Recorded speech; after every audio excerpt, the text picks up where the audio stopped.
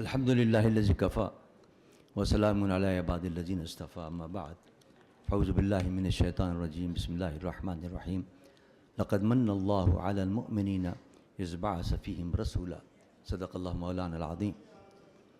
حاضرین محترم، عمائدین ملت، علماء کرام، العتبۃ الحسینیہ مقدسہ قابل مبارکباد ہیں جو کربلا معلیٰ کے اندر بھی محافل سجاتے ہیں۔ کئی بار مجھے بھی وہاں جانے کا اتفاق ہوا، اور آج ان کی ایک تنظیم، ایک ادارہ امام حسین فاؤنڈیشن نے یہاں یہ خوبصورت محفل سجائی ہے میلاد مصطفیٰ صلی اللہ علیہ وسلم کی۔ میں امام حسین فاؤنڈیشن کے ڈائریکٹر جناب احسان الحکیم صاحب کو قلب کی گہرائیوں سے مبارکباد پیش کرتا ہوں۔ حاضرین محترم، قرآن پاک میں اللہ نے اپنے محبوب کی جب آمد کا ذکر کیا تو فرمایا لقد من اللہ علی المؤمنین اذ بعث فیہم رسولا۔ ہم نے احسان عظیم کیا کہ اپنا محبوب تمہیں عطا کیا اور ایک رسول مبعوث فرمایا۔ سوال یہ ہے کہ بڑے بڑے اللہ نے احسان کیے اور بڑی بڑی نعمتیں اللہ نے عطا فرمائیں، لیکن کسی نعمت پر بھی منع نہیں فرمایا، کسی نعمت پر یہ نہیں فرمایا کہ میں نے احسان کیا ہے۔ کیا وجہ ہے کہ حضور کی آمد پر اور حضور کی ذات گرامی کے لیے اللہ فرما رہا ہے کہ ہم نے احسان عظیم فرمایا؟ اس کے علماء نے بہت سے وجوہات بیان کی ہیں، لیکن یہاں چونکہ وقت نہیں، میں صرف ایک وجہ عرض کرتا ہوں۔ علماء فرماتے ہیں بات یہ ہے کہ جتنے بھی اللہ کے احسانات ہیں، جتنے بھی اللہ کے کرم ہیں اور اللہ کے کرم ہیں، اللہ کے احسانات ہیں، وہ سارے اللہ کے احسانات اور اللہ کی ساری نعمتیں ذات مصطفیٰ سے اگر وابستہ ہوں تو نعمت رہتی ہیں، ورنہ وہ زحمت بن جاتی۔ یہ مین سب سے بڑی نعمت ہے ذات مصطفیٰ، اس کے دامن سے جو وابستہ ہوگا وہ نعمت رہے گی، ورنہ وہ نعمت نہیں رہے گی۔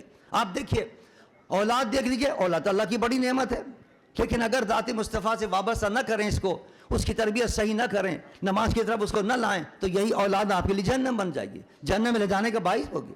والدین بڑی نعمت ہیں، لیکن اگر والدین کو ذات مصطفیٰ سے نسبت نہ ہو، اس کا ادب اور احترام نہ ہو، اگر اور والدین کا احترام نہ ہو جس طرح قرآن میں اللہ نے فرمایا، تو حضور فرماتے ہیں یہی والدین تمہارے لیے یا تو جنت ہیں یا جہنم کا گڑھا بن جائیں گے، جہنم میں لے جائیں گے یہ تمہیں، اگر ان کی خدمت نہ کی اور ان کو ناراض کیا۔ اسی طرح دولت ہے، دولت کتنی بڑی نعمت ہے، لیکن اگر ذات مصطفیٰ سے اس کی نسبت ہے اور حضور کے حکم پر کما رہے ہیں، حضور کے حکم پر اس کو خرچ کر رہے ہیں، کرپشن نہیں کر رہے آپ، کسی کا مال نہیں کھا رہے آپ، اور پھر خرچ بھی اللہ کے حکم پر کر رہے ہیں، تو پھر یہی دولت آپ کو جنت میں لے جانے والی ہوگی، یہ نعمت ہوگی۔ اسی طرح حکومت بھی اللہ کی بہت بڑی نعمت ہے، اللہ اقتدار کسی کو عطا کرے، یہ بہت بڑی نعمت ہے، لیکن اس نعمت کو بھی اگر ذات مصطفیٰ سے آپ نسبت دیتے تو یہ نعمت اللہ کی ہوگی، اور اللہ کی ایسی نعمت ہوگی کہ آپ کو جنت میں لے جانے والی ہوگی۔ اقتدار اللہ نے عطا کیا، مسلمانوں کو اگر اللہ نے حکومت عطا کی تو ذات مصطفیٰ سے تعلق پیدا کرو، اس طرح کہ میرے مصطفیٰ کا حکم ہے کہ اگر ان استنصروکم فی الدین فعلیکم النصر، تم سے اگر تمہارے مسلمان مدد طلب کریں تو دوڑتے ہوئے جاؤ اور ان کی مدد کرو، ان کی یہ حکم ہے حکمرانوں کے لیے۔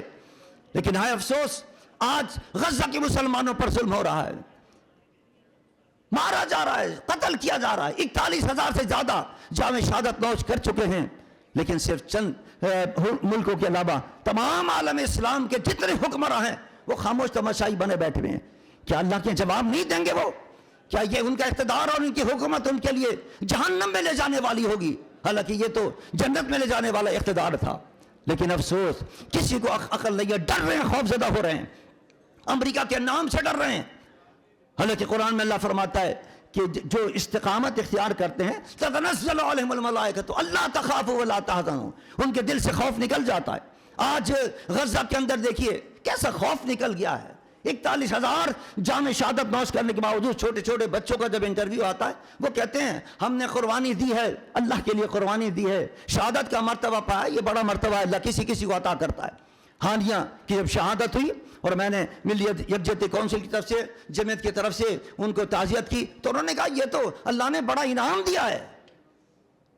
جب ان کے بچوں کی شہادت ہوئی 70 کے قریب، انہوں نے اس وقت کہا کہ یہ اللہ کا کرم ہے کہ کسی کو اللہ تعالیٰ شہادت کے مرتبہ عطا فرماتا ہے۔ اور جب خود ان کی شہادت ہوئی تو ان کے بچوں کو جب میں نے پیغام دیا تو اس میں پیغام بھی یہی آیا کہ یہ تو اللہ کا کرم ہے کہ اللہ نے ہمارے والد کو شہادت کا مرتبہ عطا کیا۔ ہمارے کیا نام ہے خاندان کو یہ مرتبہ عطا کیا، تو یہ خوف نکل جاتا ہے۔ لیکن افسوس ہمارے حکمراں ایسے ہیں کہ جن کے دلوں میں ابھی تک امریکہ کا خوف بیٹھا ہوا ہے، اور پھر یہ اندازہ کیجئے کہ ان کے کہنے پر مسلمانوں کے اندر جو افتراق انتشار پیدا کیا جا رہا ہے، اس کے خلاف بھی حکمراں کو کام کرنے کے لیے تیار نہیں ہیں۔ یہ سب سے بڑا حربہ ہوتا ہے اسلام کے دشمنوں کا کہ مسلمانوں کو آپس میں لڑاؤ، تکفیری بات کر کے فلاں کافر ہے فلاں کافر ہے، آپس میں نکال دو اور ایک دوسرے کو مارو قتل کرو، اور اس کے ذریعے وہ مسلمانوں پر قبضہ کرتے ہیں، حکومت پر قبضہ کرتے ہیں۔ پاکستان کے اندر کیا ہو رہا ہے؟ ہماری اور آپ کی ذمہ داری تھی، ہم نے ادا کر دیا۔ حکمت الحسینیہ کی ذمہ داری تھی، انہوں نے ادا کر دیا۔ کتنی بڑی کانفرنس خوبصورت سجائی ہے کہ تمام مسالک کے لوگ وہاں جمع کر دیا ہے، کتنا حسین گلدستہ جمع کیا ہے۔ ملی یکجہتی کونسل اپنا فرض ادا کر رہی ہے پاکستان کے اندر اتفاق و اتحاد کی فضا پیدا کرنے کے لیے الحمدللہ یہ کافرین بیٹھے ہوئے ہیں، کوششیں کر رہے ہیں۔ لیکن سوال یہ پیدا ہوتا ہے کہ جب ہم نشاندہی کر دیتے ہیں کہ فلاں شخص ایسا ہے کہ جس نے ملک کے اندر افتراق پیدا کرنے کی کوشش کی ہے، مسلمانوں کو لڑانے کی کوشش کی ہے، تو افسوس یہ حکمرانوں کی طرف سے کوئی اقدام نہیں کیا جاتا، اس کے حوصلے بلند ہو جاتے ہیں، انتشار بڑھتا چلا جاتا ہے ملک کے اندر۔ یہ کس کی ذمہ داری ہے؟